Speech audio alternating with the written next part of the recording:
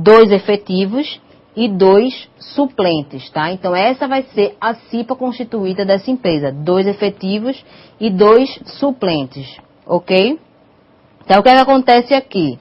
Ela vai ter que ter de igual quantidade, né? Então, se ela vai ter 2 efetivos e 2 suplentes, ela vai ter que ter 2 do empregado, 2 do empregador e 2 dos empregados, né? Tanto efetivos como suplentes, certo? Então, vão ser 2 do empregado, 4 do empregador, 4 do empregado, certo? Então, aqui é a atividade de vocês, né? Então, acho que já ficou... Tem alguma pergunta, Tatiana, que a gente possa responder? Temos várias perguntas. Continuamos com várias perguntas. Do Polo Caruaru, o aluno Arnaldo. Depois de sua reeleição, ele pode fazer parte da chapa como suplente? Não. Suplente e eleito, ele não, serve a mesma regra para os dois, né? Então, reeleição ele tem mais direito a uma reeleição, ele não pode depois se candidatar, né? Então, ele não pode ser por chapa, tá? Ela diz que não pode ser por chapa, tem que ser votação individual, não pode ser por chapa, então ele não pode se candidatar novamente porque ele vai ser suplente. Então, o suplente são aqueles que não foram eleitos. Então, a gente viu aqui, né? Vou voltar um pouco aqui, tá, Billy? Nesse dimensionamento, nesse quadro 2, o que é que diz aqui? Precisa ter 2 efetivos e 2 suplentes.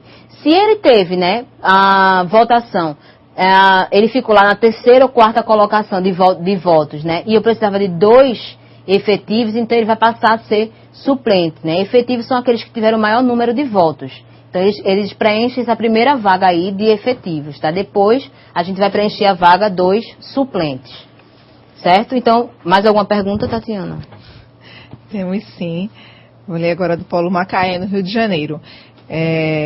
Aluna Marina. Se o suplente do presidente da CIPA tem estabilidade? Suplente do presidente da CIPA.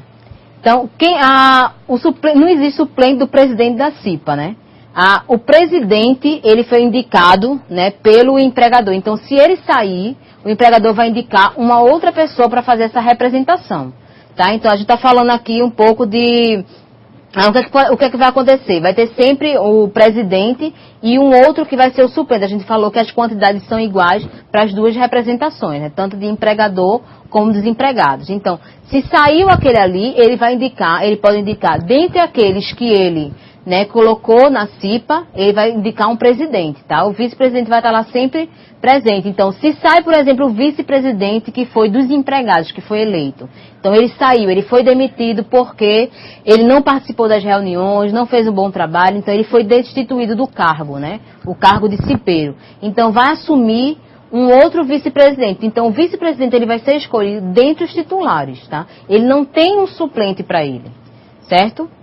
Então, vamos lá para a nossa atividade. Então, as outras perguntas vão ser respondidas depois no blog, né, Maurício? Pode ser respondido no chat e vão ser respondidas para vocês, porque a gente já está com um prazo bem apertado, né, no nosso horário. Então, as atividades, na primeira parte. Então, vocês devem dimensionar uma CIPA conforme o quadro 1 da NR5 do seguinte estabelecimento. Então, a gente já deu aqui para vocês o KNAI 5133, dígito 0, a descrição da atividade, que é o comércio atacadista de hortifrutigranjeiros, né? Então, faz parte, né, do grupo C20 e o total de funcionários é 136 funcionários. Então, ficou facinho para vocês, né? Então, moleza aí. Só precisa consultar o quadro 2, porque o quadro 1 a gente já fez essa consulta para vocês, tá? Na parte 2, né, então, considerando que a gestão da CIPA 2009-2010 de um determinado estabelecimento encerre suas atividades em 1/7 de 2010. Então, defina as datas para andamento do processo eleitoral. Então, é preciso que vocês vão lá, verifiquem qual é o período, né, que a gente tem que dar entrada para divulgar aquelas documentações. Lembrem que aquilo ali é o prazo mínimo, vocês podem dar num prazo maior. Mas é preciso que vocês sigam, né, aquela sequência ali de coloquem os prazos para que seja feito toda essa parte, esse processo eleitoral, certo?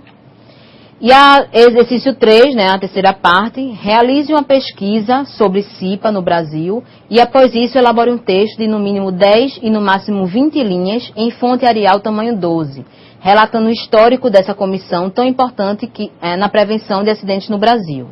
Então, é obrigatória a colocação da fonte de pesquisa e o prazo de entrega das atividades é dia 12/5 até o meio-dia. Certo?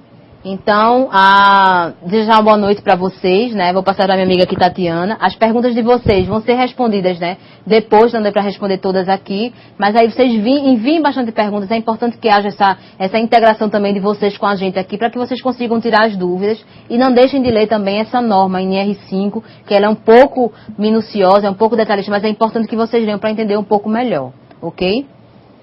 Boa noite, professora. Boa noite a todos. Lembrando que as perguntas são lidas de acordo com como chegam, tá certo? Então é uma ordem. Eu leio e como chegam, tá certo? Primeiro Pesqueira, depois Macaé, enfim. É na ordem que eu leio. E lembrando também que o chat é na segunda-feira, de 7 horas da noite até as 8h30. Então tenham todos uma ótima noite, um ótimo final de semana e até semana que vem.